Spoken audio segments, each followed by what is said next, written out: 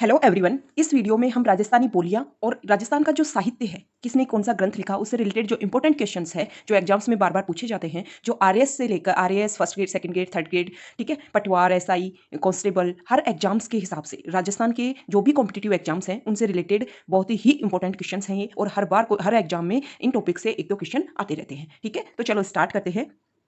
तो हमारा first question है कि शिशुपाल वधम संस्कृत महाकाव्य की रचयिता महाकवि माघ का निवास स्थान था। ठीक है, तो देखो, एक तो हमें बात पता चली कि शिशुपाल वधम एक ग्रंथ है और वो संस्कृत भाषा में लिखा गया था। ठीक है, और इसके रचयिता कौन है? माघ। ठीक है, तो दो तीन फैक्ट्स हमें यहाँ पता चले। शिशुपाल वधम जिन्होंने लिखा, कवि माघ ने, वो उनका जो जन्म हुआ था, उनका जो निवास स्थान था वो था भीनमार। ठीक है, नेक्स्ट क्वेश्चन है गिरधर आसिया द्वारा लिखित डिंगल भाषा का ग्रंथ है। देखो, पश्चिमी राजस्थान की भाषा डिंगल भाषा, ठीक है, और पूर्वी राजस्थान की भाषा, साहित्यिक भाषा, पिंगल भाषा। ठीक है, तो गिरधर आसिया ने एक ग्रंथ लिखा डिंगल भाषा में, उसका क्या नाम है? ठीक है, तो उसका नाम है संगत रासो। संगत रासो, इस संगत रासो में राणा प्रताप, महाराणा प्रताप जो राजा हुए मेवाड़ के, उनके छोटे भाई शक्ति सिंह का वर्णन है इस रासो में। ठीक है, और ये जो संगत रासो जो ग्रंथ है, इसका डॉक्टर कृष्णचंद्र द्वारा इसको संपादित किया गया था। ठीक है, नेक्स्ट क्वेश्चन है जयसिंह सूरी लेखक थे। जयसिंह सूरी कौन से ग्रंथ के लेखक थे? तो इसका आंसर आएगा हमीर मर्दन। ठीक है, हमीर मर्दन।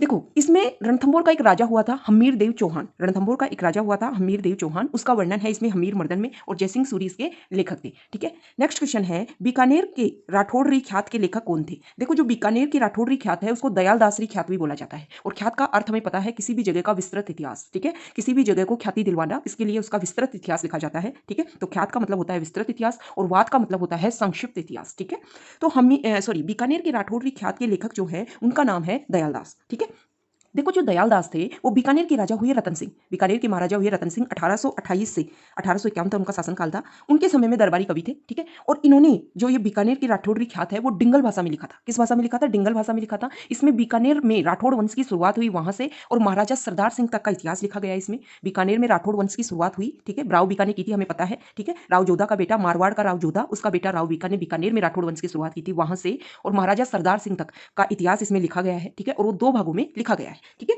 नेक्स्ट क्वेश्चन है कि राजस्थान में जो बोलियां बोली जाती है उनका वैज्ञानिक अध्ययन करने वाला पहला विद्वान कौन था? ठीक है, तो इसका आंसर आएगा, देखो, जो सबसे पहले राजस्थानी जो बोलियां हैं उनका वैज्ञानिक अध्ययन जिन्होंने भी किया उनका नाम है जी.ए. गिरियर्सन। ठीक है, देखो, जी.ए. गिरियर्सन जो थे वो एक शिक्षाविद थे, भाषाविद थे, बोलियों की उनको पहचान थी। ठीक है, इन गिरियर्सन ने क्या किया, इन्होंने दो ग्रंथ लिखे, एक तो लिंग्विस्टिक सर्वे ऑफ इंडिया और एक लिखा modern vernacular literature of northern India. ठीक है, modern vernacular literature of northern India. इनके अनुसार राजस्थानी जो बोली है, राजस्थानी जो भाषा है, वो नागर अपभ्रंश से है। ठीक है, अपभ्रंश क्या होता है? जो समय के साथ चेंज होता है। ठीक है, गिरियर्सन के अनुसार नागर अपभ्रंश से है राजस्थानी बोली की उत्पत्ति, राजस्थानी भाषा की उत्पत्ति। ठीक है, नेक्स्ट क्वेश्चन है प्रशासनिक कार्यों में हिंदी भाषा के प्रयोग को अनिवार्य करने के लिए राजस्थान राजभाषा अधिनियम का पारित किया गया था। ठीक है, तो राजस्थान राजभाषा अधिनियम है वो सन 1967 में पारित किया गया था। ठीक है, नेक्स्ट क्वेश्चन है राजस्थान में पोथीघर अध्ययन केंद्र किस देश की सहायता से खोले जाएंगे? तो जापान की सहायता से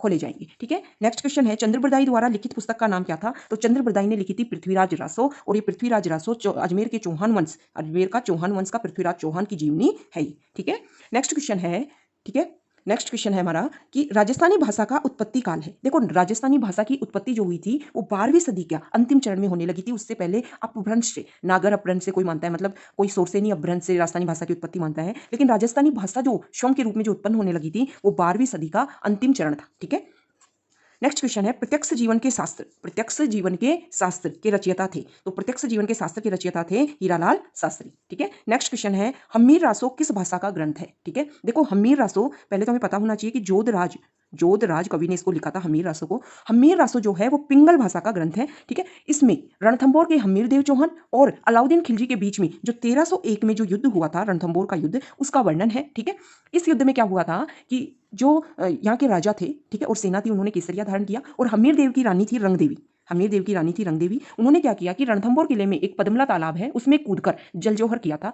तो अगर राजस्थान के पहले जौहर की बात करें, ठीक है, जौहर पहले राजस्थान का हुआ था, रणथंभौर का जौहर हुआ था। ठीक है, लेकिन अगर ये जो जौहर है ये आग में कूदकर नहीं किया था रानियों ने, जल में कूदकर किया था। ये तो पहला जल जौहर अगर आता है तो ये है, और पहला अग्नि जौहर है वो है चित्तौड़ का 1303 में जो जौहर हुआ था, रानी पद्मिनी ने जो जौहर किया था वो आता है। ठीक है, तो ये जल जौहर था। पद्मला जो तालाब है रणथंभौर दुर्ग में, उसमें हमीर देव की पत्नी जो रानी है रंगदेवी, उन्होंने अन्य औरतों के साथ में कूदकर जौहर किया था। ठीक है, नेक्स्ट क्वेश्चन है कि राजस्थान की प्रसिद्ध कृष्ण भक्त कवयित्री थी। ठीक है, कृष्ण भक्त का हमें पता है कि राजस्थान में जो कृष्ण भक्त और कवयित्री हुई है उनका नाम है मीराबाई। ठीक है, नेक्स्ट क्वेश्चन है कि राजस्थान में जन्मे प्रसिद्ध संस्कृत कवि थे। ठीक है, तो राजस्थान में जिनका जन्म हुआ, भीनमाल में जिनका जन्म हुआ था, माघ कवि और शिशुपाल वधम, इन्होंने ग्रंथ लिखा था। ठीक है, नेक्स्ट क्वेश्चन है कि पाथल और पीथल काव्य रस के रचनाकार कौन थे? तो पाथल और पीथल काव्य के जो रचनाकार थे उनका नाम है कन्हैयालाल सेठिया। इनका जन्म चूरू में हुआ था और 1919 में इनका जन्म हुआ और 2008 में इनकी मृत्यु हो गई। मृत्यु के बाद इनको मरणोपरांत राजस्थान रत्न पुरस्कार 2012 से इनको सम्मानित किया गया था। ठीक है, नेक्स्ट क्वेश्चन है 4 बांस 32 गज अंगुल अष्ट प्रमाण विरोक्ति थी। ठीक है,